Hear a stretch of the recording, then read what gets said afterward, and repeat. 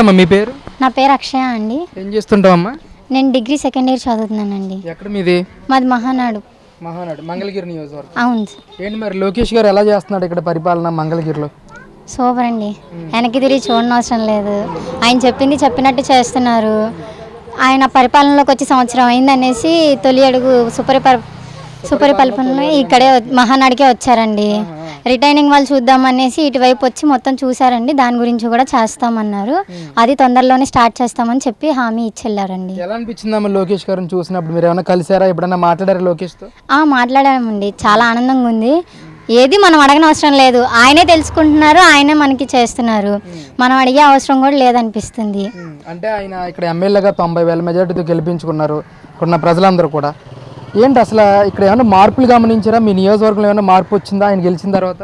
ఆయన గెలిచిన తర్వాత ఏంటంటే ఆయన గెలవక ముందే హాస్పిటల్ పెట్టారు, తోపుడు బళ్ళు ఇచ్చారు, ఉచిత నీరు పెట్టారు కదండి. అలాగా 22 పాలనలు ఏవో చేశారండి.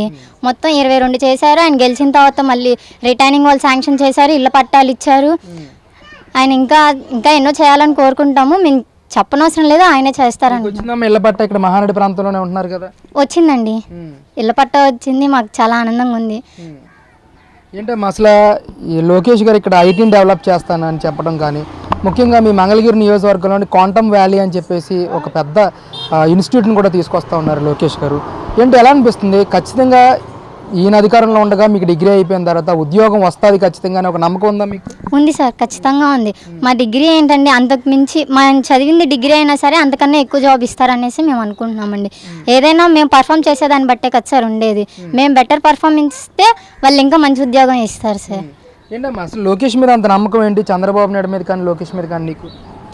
వాళ్ళు చేసేదాన్ని బట్టే మేము నమ్మకం పెట్టుకుంటాం కదా సార్. వాళ్ళు చెప్పేది కాకుండా వాళ్ళు చేసి చూపిస్తున్నారు. దాన్ని బట్టి మాకు ఇంకా నమ్మకం వస్తుందండి. ఆ నమ్మకం అనేది ఎప్పటికీ పోదు.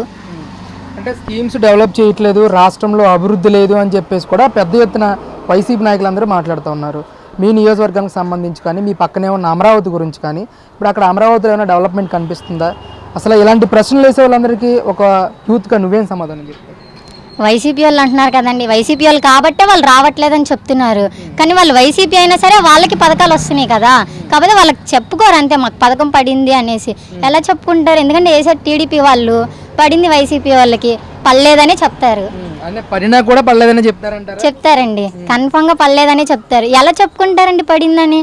మళ్ళీ వాళ్ళు పరుగు పోదు అంతే. ఏంటి ఇక్కడ అమరావతి పక్కనే మీ నియోజకవర్గం కూడా. అమరావతి వెళ్ళావా ఎప్పుడన్నా ఈ మధ్యకాలంలో? వెళ్ళానండి. రోడ్స్ అయితే స్టార్ట్ చేశారు.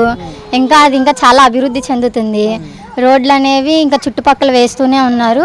అది ఇంకో 1 yearలో రోడ్స్ అనేవి కంప్లీట్ అవ్వచ్చు. అంటే గత 5 ఏళ్లలో నువ్వు చూసిన అమరావతికి వీళ్ళు అధికారంలోకి వచ్చి చూసిన అమరావతికి డిఫరెన్స్ ఏమైనా కనిపించిందా? కనిపించిందండి.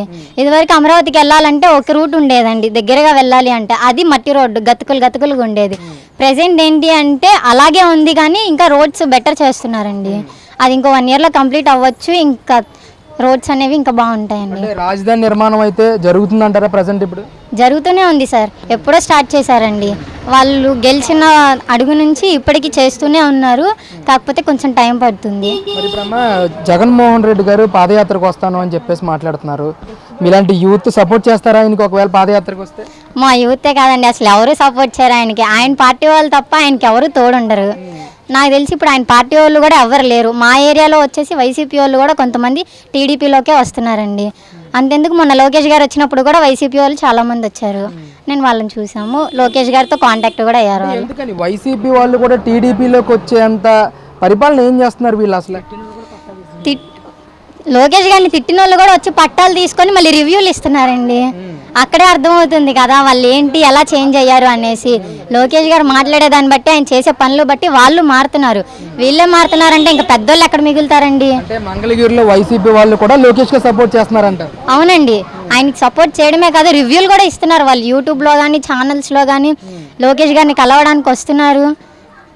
ఏం చెప్తున్నారమ్మా వైసీపీ వాళ్ళు ముఖ్యంగా లోకేష్ గురించి? ఇక్కడ ఏం చెప్తారండి, ఏం పని చేస్తున్నారు, ఇన్ని సంవత్సరాల తర్వాత వచ్చాడు, ఏం పని చెయ్యడు, ఆయన మాటలు చెప్పడం వరకే అంటారు వైసీపీ వాళ్ళు.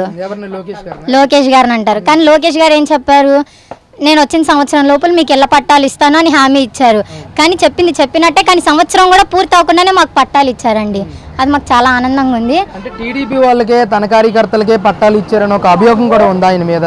వైసీపీ వాళ్ళు కూడా ఇచ్చారా? వైసీపీ వాళ్ళు నేను చెప్తున్నా కదండి, వైసీపీ వాళ్ళకి ఇచ్చారు. వైసీపీ వాళ్ళు పట్టా తీసుకొని వాళ్ళు రివ్యూ కూడా ఇచ్చారు లోకేష్ గారి మీద మంచి అభిప్రాయంతో. ఇంకా అక్కడే అర్థమవుతుంది కదండి వాళ్ళు చేంజ్ అయ్యారు అనేసి. ఏంటమ్మా నీకు డిగ్రీ అయ్యే రోజులు కూడా దగ్గరలోనే ఉన్నాయి. ఇంకో 1 year 2 yearsలో డిగ్రీ అయిపోతుంది. నీకు ఖచ్చితంగా నీకు మంగళగిరిలోనే ఉద్యోగం వస్తుంది ఖచ్చితంగా లోకేష్ గారు వల్ల అని నమ్ముతున్నావు నువ్వు? నమ్ముతున్నాను సార్.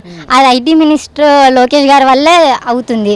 ఇక్కడ ఉద్యోగాలు తేవడం కానీ ఇక్కడ పరిపాలన జరగడం కానీ కూటమి ప్రభుత్వం ద్వారానే జరుగుతుందండి. లోకేష్ గెలుస్తాడా మీ మంగళగిరిలో? మళ్ళీ లోకేష్ గెలుస్తాడా కాదండి, ఇంకా లోకేష్ గారే ఉంటారు.